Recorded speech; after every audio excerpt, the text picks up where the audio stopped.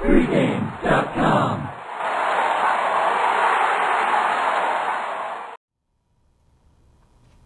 Wednesday night baseball, big matchup in the NL West. We've got the LA Dodgers traveling to play San Francisco. Brian, this is going to be your pick, so I'll let you start it off. We got an interesting pitching matchup, Billingsley and Lincecum. What do you think? I've talked in the forums, and I've done a lot with my True Runs formula, which is basically I'm trying to throw out, for example, last night, New York played New York. The Yankees win 6-5. They're out hit 10-5. Even though the Yankees are going to get credited for a win, the Mets are going to get credited for a loss. In reality, if a team has 10 hits and the opposition has 5 hits, they're going to win 5 to 2.5. Not realistically, because there's not too many teams that only score 2.5 runs in a game. Right. But that's the way, because basically anytime you get 2 hits, it equals 1 run on average. Now the Yankees are going to be a little bit different because they have a lot of power on that team.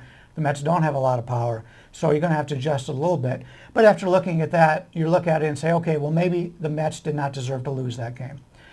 So I did not count that. And with my formula, it does not count a win for the Yankees, does not count a true loss for the Mets. So I take a look at that, and I also do it for totals.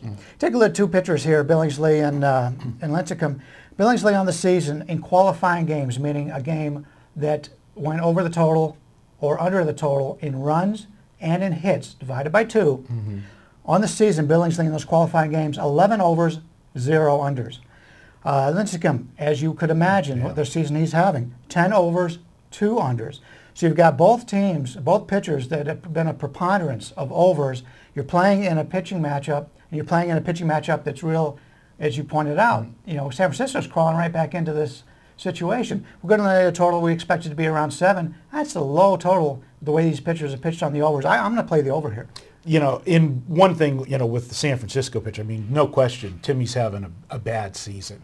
And most people that, you know, follow the team, you know, closely, the problem they say is he's lost some velocity off of his fastball. And if you're a power pitcher and you lose velocity, you're going to be in trouble. I mean, the hitters are going to catch up to you. And that's been his bread and butter. Yet, I will agree with you, Vegas is kind of slow to adjust with these big-name pitchers when they struggle.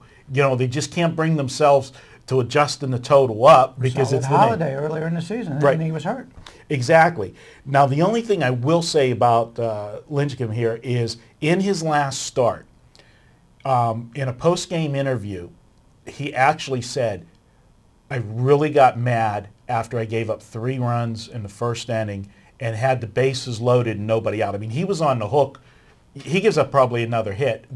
He's probably out of that game in the first inning. He ends up buckling down, striking out the side to get out of the inning, and then he didn't give up a hit over the next 5 innings.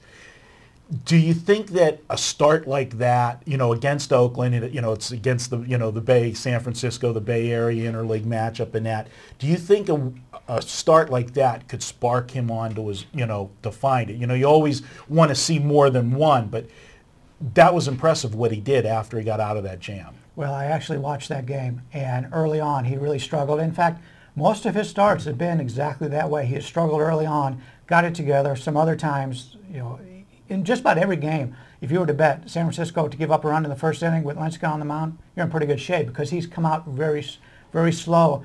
I watched that game, and basically when he's down in the strike zone, he's typical Tim Lincecum. Not only is he down a couple miles an hour on his velocity, he doesn't have the pinpoint accuracy he had before. So he will throw 4 or 5 pitches low, sinking like he normally does, get some swings and misses, but he continues to lead balls up over the plate. And it just so happened the opposition did not get very well in those.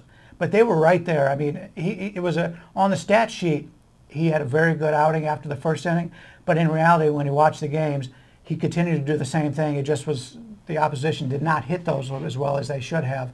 So I'm buying slightly into the situation with Lincecum, but I don't think it's just one of those things you're going to turn it on, turn it off again, because if you've watched his starts this year, it's been the exact same thing. He starts off getting bombed, and then he settles down a little bit. So I don't know if he's got too much pressure on him coming into the game. It's into his head, and if right now this is the game they need. So it could be even more into his head, the situation. Now, when you take a look at the Dodgers, you can say, okay, the Dodgers aren't hitting right now. The Dodgers have been playing American League teams, are playing good American League teams. So they just played the Angels, they played Texas, 2 teams that I think are going to the playoffs this year. So their offense is actually, when you take a look at the situation without Kemp in the lineup, it's basically played out what we thought it was going to play out. So with a total of 7 here, I'm not buying completely into the Lincecum situation. I still like the over here. Yeah, well, like you said, without Kemp in the lineup, 6 of their last 7 games, they've scored 3 runs or less, the Dodgers. On the flip side to that, something we're not accustomed to seeing with San Francisco, the Giants have been scoring runs lately. That hasn't been the problem. They've scored 5 runs or more in 4 of their last 6 games. So that definitely bodes well for you. And Billingsley's been a pitcher. He's one of those guys. He's either really good or really bad. There's like no middle ground with him. He's just like him and Jackson. It's just one of those guys that 1 minute they look great. In fact, they both came up here in Vegas and played for the Dodgers coming up, and we got to see him in person. And 1 minute they look great, the next minute look terrible. Billingsley started the season really strong, so you got a lot of believers thinking, okay, this is the year he's putting it all together. And you watch his starts as of late, and it's the same old Billingsley. Last 2 starts, 10 runs and 11 innings of work, and that's not going to get it done, and that's going to definitely bode well for you with the total. So I can't disagree with you, sir. San Francisco, as far as the game goes, this is a big series for them. They can put some pressure on the Dodgers, and they need to make up ground while Kemp's on the shelf if they're going to make a run at this. So this is a big series for the Giants. So I would probably lean slightly to the Giants in this game, but I like your overplay. And there you have it. Brian's going to go with the over. We're projecting the total to be at 7. What do you think if the odds makers do make a little adjustment and put this at 7.5? As long as we're getting plus 100 or better, I think it's still a good play. I was debating. I lined it roughly like 7.25 or whatever, so right in the middle. So it doesn't surprise me if it comes out 7.5. But I think the way the Dodgers have scored, especially against the American League, their last games, I don't think we'll see the 7.5. But if we do, as long as we're getting plus 100 or better, still play with me. Okay, well there you have it. Brian says take it over 7. You can go to 7.5 if you're getting even money or better on it. And we're going to be back here. We're going to have Wednesday in the studios. Scott Spreitzer, Vegas Runner, will be in doing Thursday, Friday action for you. And then Brian and myself will be back in the studios on Thursday. And we'll set you up for the weekend coverage here on pregame.tv.